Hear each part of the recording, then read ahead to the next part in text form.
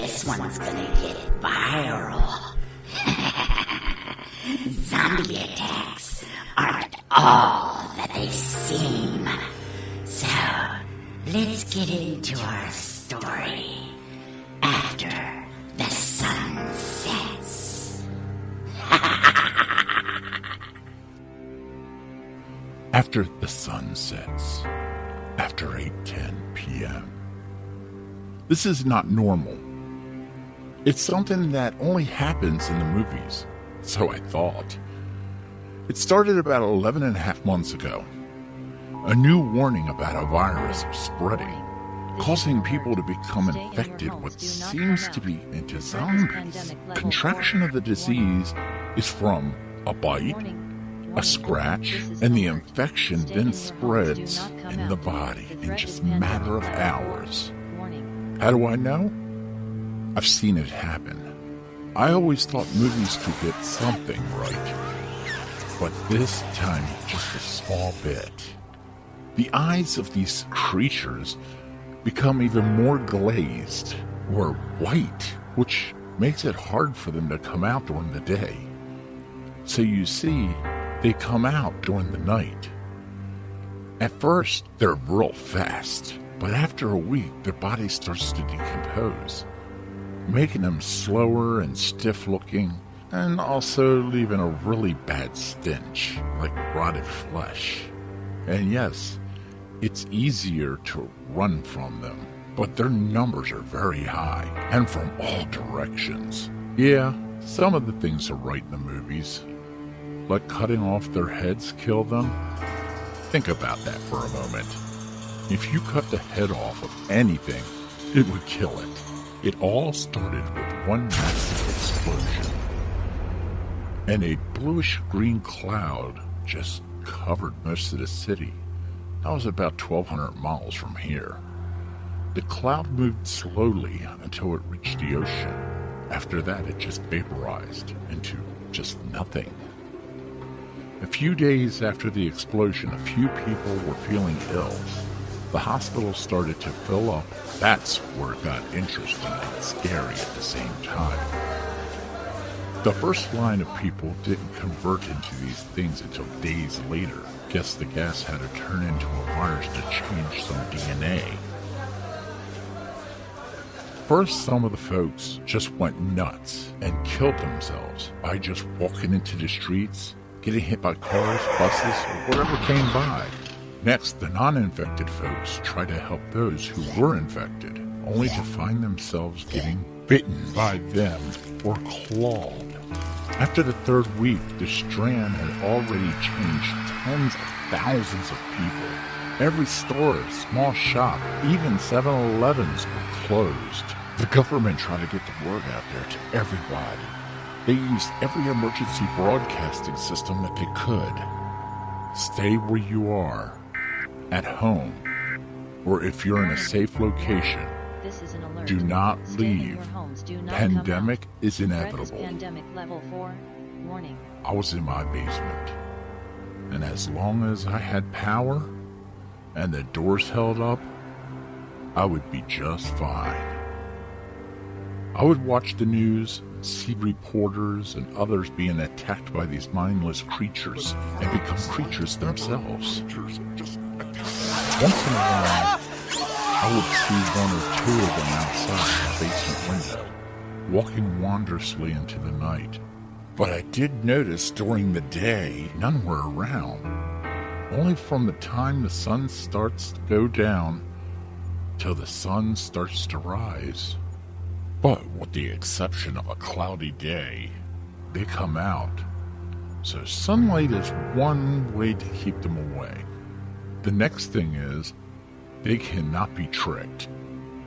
You cannot just roll in the mud and walk around like these things. They have a sense of knowledge. Either you're one of them or food. Almost like they smell you. So far, I've only been out 6 times to gather food and water for myself.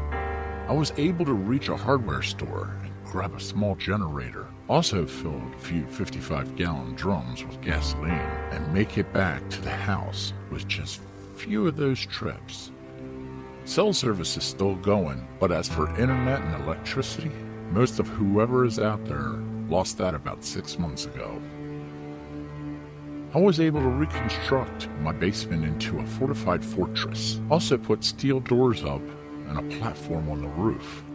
A 10-foot fence around my property. This way, I could still have some space to myself. Have a small pickup truck and working on a small camper now, converting it into a traveling fort. Found an old CB radio, which I make contact with a few others that are surviving just like I am. For the longest time, I thought I was the only living person. But no, I have 6 others who are talking to me by radio. They are so frightened by this, they remain on lockdown. Do you blame them? There was 7. One thought he was Rambo and decided to start hunting them for sport. Didn't work out like he planned.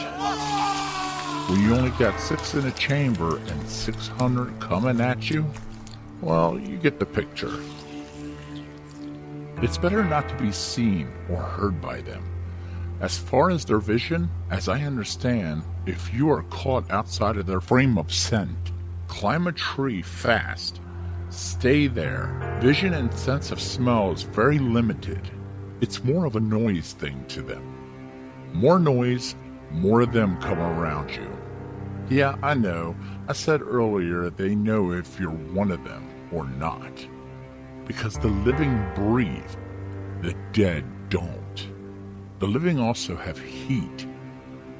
To see these things, they are kind of a bluish, in a sense of lack of oxygen. But like I said, after a few weeks, they start to die off. I did see a group of people take bodies and burn them. Guess that wasn't working out.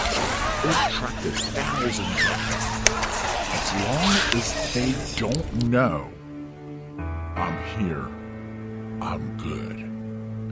I let my friends know how to do the same things that I've done, and they did. One of them set up a good 8-foot fence, 20 yards around their house, to keep off all the lights and use solar power, and only sleeping in the basement. Hey, I know, it's hard, but when the best move is to just wait it out, take that option.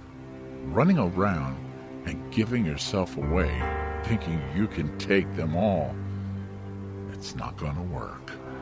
I've got power, I've got food, and plenty of movies and video games to keep myself occupied.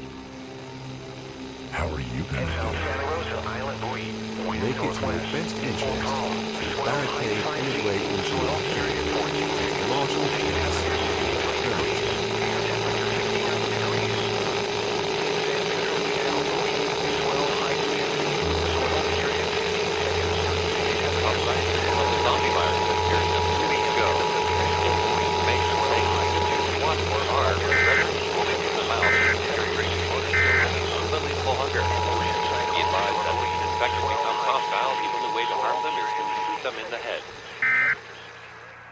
Warning, warning, this is an alert.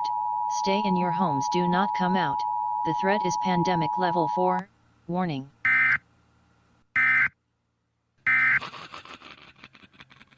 I bet you they got their fill. Come join us on our next episode of After 8.